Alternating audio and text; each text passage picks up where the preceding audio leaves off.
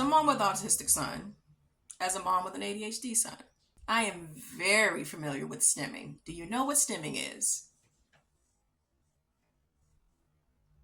Stimming is literally a repetitive behavior to help them for them to cope with something that is making them feel overstimulated. So it is a repetitive behavior that will happen to help them calm their nervous system.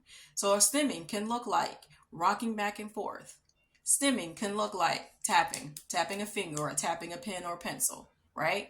You can tell like just anybody, even if it's not somebody that's on the spectrum, you just see somebody tapping their leg or their leg starts jumping or they're tapping a pen or pencil or they're biting nails. This is all stimming behavior. Any repetitive motion to help one calm themselves is called stimming. It can come out in the form of making noises. I know one of the stimming, actually both my boys do it. They both just out of nowhere, both of them, they out of nowhere just make random noises. More with my youngest son, which has actually been a challenge in school. I didn't realize it was a challenge in school. Some teacher just finally called me and told me over the last 2 months that this has been an issue in his classroom. I'm like, bro, why are you just now telling me? But anyway, he'll just out of nowhere, woo!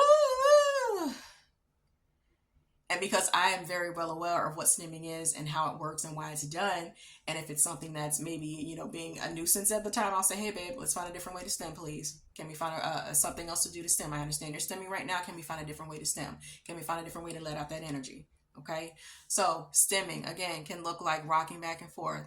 It can look like biting nails. It can look like tapping a foot, bouncing a leg, tapping a pencil, random noises, head banging. This is definitely a big one with autistic people. It's funny, my son used to do this off and on when he was younger.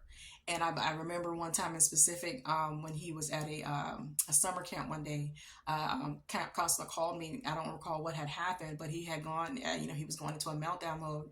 And she said, Miss Gully, I don't know what to do. He's banging his head on a table right now. Right. At the time, he wasn't diagnosed with autism, only ADHD, and I didn't know what that meant. I didn't know what that was about, right? But of course, now I know it was he was literally banging his head on the table. Now, it was never to the point of hurting himself, so it wasn't like extreme or very hard head banging, but it was just like enough to, probably cause him a headache. But it was head pain, right? Again, any repetitive motion, and it's so funny because I realized that stimming can also in adults or even kids. I'll say even kids, stimming can be arguing. It can be literally going back and forth, arguing, the exchange of going back and forth with a person. That can be a stim for some people. Stimming is definitely something to look out for in your spectrum or neurodivergent, kiddos.